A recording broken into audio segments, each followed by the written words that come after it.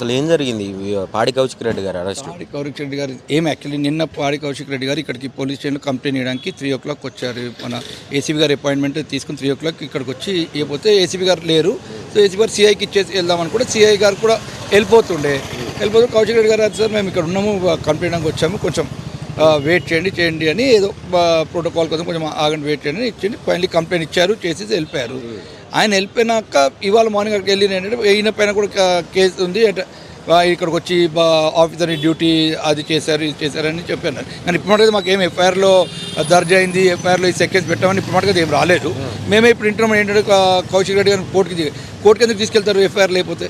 Definitely ఏదో book చేశారు, అదేంటో ఇప్పుడు మాకు బయటకైతే ఏం మెసేజ్ రాలేదు. ఆయన పైన కేసు అంటే కోర్టుకి తీసుకెళ్తారు, డెఫినెట్లీ ఎఫ్ఐఆర్ ఏదో బుక్ చేసిండ్రు ఏంటో అని తెలియదు.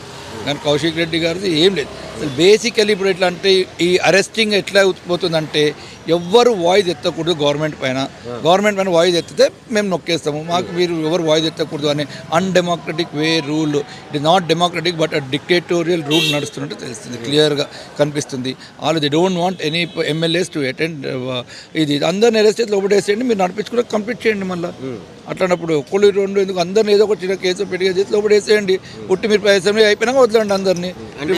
ప్రభుత్వమే కావాలని చేసింది అనుకోవచ్చా సార్? దాంట్లో ఏమైనా డౌట్ కనిపిస్తుంది, ఇంత కుట్రపూర్వకం కనిపిస్తుంది అంటే హరీష్ రావు గారిని అక్కడ తీసుకెళ్ళిపోయి ఎవరైనా నేను కలవడానికి వెళ్తే హరీష్ రావు గారు రిజెక్ట్ చేసేయండి, రాకేష్ చేయండి. ఏంటి ప్రివెంటివ్ యాక్ట్ ఉంటే అక్కడ ఏమైనా చేసి ఏమైనా అన్లాఫుల్ థింగ్స్ చేస్తారా ప్రివెంటివ్ అది చేయడానికి?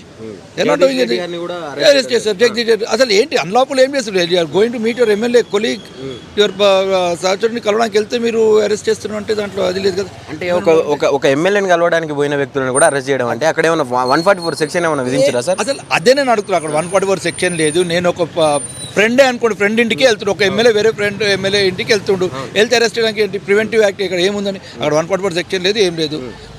ఏంటంటే పోలీస్ డ్యూటీ ఆపుతారు. పోలీస్ డ్యూటీ ఏమి ఆపుతారు? మేము ఆయనను కలవడానికి వెళ్తాం, మీరు ఒకవేళ ఈయనని తీసుకొచ్చండి నేను తీసుకున్నాండి, పోలీస్ డ్యూటీ ఆపలేదు, అది ఏం లేదు కదా. It is just nothing but suppressing everyone's voice, people's voice ఆపాలని క్లియర్గా సర్ప్రెస్. ఎఫ్ఐఆర్ బయటకు రాలేదు, మా లీగల్ టీం వెయిట్ చేస్తుంది, ఏ సెక్షన్ అనేది ఏం చెప్పలేదు. కానీ ఏదో ఒకటి కోర్టుకి ఎందుకు తీసుకెళ్తారు అందులో ఎఫ్ఐఆర్ బుక్ చేయకపోతే? డెఫినెట్లీ ఏదో ఎఫ్ఐఆర్ బుక్ చేస్తున్నారు కాబట్టి వీఆర్ వెయిటింగ్. ఇంకా ఇప్పుడు మాకు లోపల మెసేజ్ రాలే, మేము బయటనే వెయిట్, లోపల కూడా రానియట్లేదు, మేము బయట వెయిట్ చేస్తున్నాం. వాట్ ఎవర్ రాగానే మీకు మెసేజ్ ఇస్తాం.